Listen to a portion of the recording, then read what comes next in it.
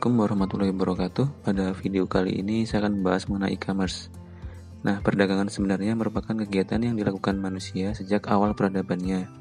Sejalan dengan perkembangan manusia, cara dan sarana yang digunakan untuk berdagang senantiasa berubah. Bentuk perdagangan terbaru yang kian memudahkan penggunanya kini ialah e-commerce. Apa sesungguhnya e-commerce itu? Bagaimana ia dapat mempermudah penggunanya? Serta peran pentingnya dalam masa sekarang ini.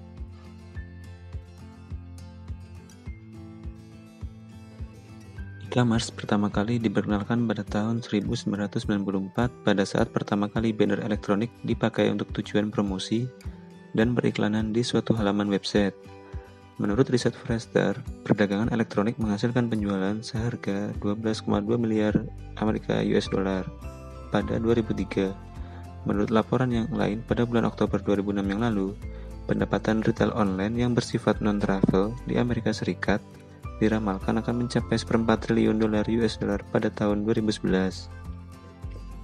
Agar bisa bertahan dengan e-commerce diperlukan kerjasama dari berbagai pihak untuk mendukung kelangsungan bisnis ini.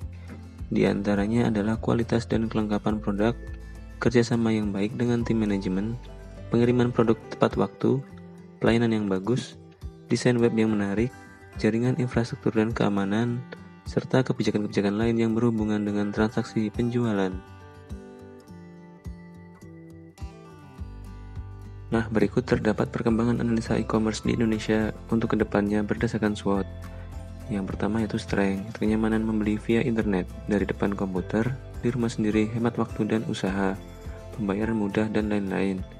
Harga kompetitif, infrastruktur internet di Indonesia mungkin bukan yang terbaik, namun termasuk cukup merata. Kemudian generasi muda Indonesia potensinya cukup menjanjikan. Yang kedua yaitu weakness, yaitu daya beli. Untuk beberapa kasus masih lemahnya daya beli masyarakat Indonesia karena berbagai manipulasi yang terjadi di Orde Baru. Kemudian di Indonesia kredit card masih merupakan barang langka dan simbol status. Kemudian internet walaupun perkembangannya sangat pesat di Indonesia namun masih jauh dari gaya hidup mayoritas penduduk Indonesia. Poin yang terakhir yaitu kualitas dan biaya pengiriman barang menjadi kendala, terutama untuk perusahaan yang ingin melayani customer di luar negeri. Biaya pengiriman dapat mencapai 40 US dollar per kilo untuk ke Inggris dengan FedEx. Yang ketiga yaitu opportunities. Styling start e-commerce baru saja mulai menanjak di Indonesia. Kemudian membuka peluang bisnis dari luar negeri, devaluasi rupiah berarti barang-barang kita menjadi murah untuk mereka. Kemudian 4 sektor bisnis yang sedang berkembang dengan sangat pesat. Yang keempat atau yang terakhir yaitu trades. Situasi ekonomi dan politik di Indonesia yang kurang stabil. Kemudian poin kedua yaitu administrator yang ceroboh dan hackers. Yang terakhir yaitu budaya ikut-ikutan langsung terjun ke arena tanpa perhitungan dan persiapan yang matang, dapat meruntuhkan kepercayaan masyarakat kepada e-commerce. Nah, berikutnya mengenai definisi e-commerce. E-commerce secara umum dapat diartikan sebagai proses transaksi jual-beli secara elektronik melalui media internet. Menurut Mariza Arvina dan Robert Marpaung, e-commerce dapat diartikan sebagai suatu cara berbelanja atau berdagang secara online atau direct selling yang memanfaatkan fasilitas internet di mana terdapat website yang dapat menyediakan layanan get and deliver.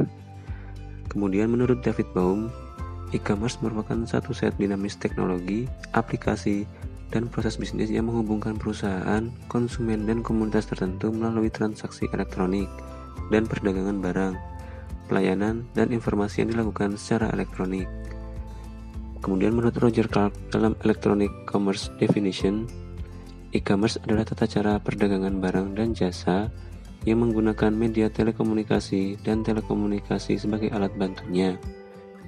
Kemudian menurut Munir Fuadi, e-commerce juga dapat diartikan sebagai suatu proses bisnis dengan memakai teknologi elektronik yang menghubungkan antara perusahaan, konsumen, dan masyarakat dalam bentuk transaksi elektronik dan pertukaran atau penjualan barang, servis, dan informasi secara elektronik. Nah, sekian penjelasan kali ini, kita sambung di video selanjutnya. Terima kasih. Wassalamualaikum warahmatullahi wabarakatuh.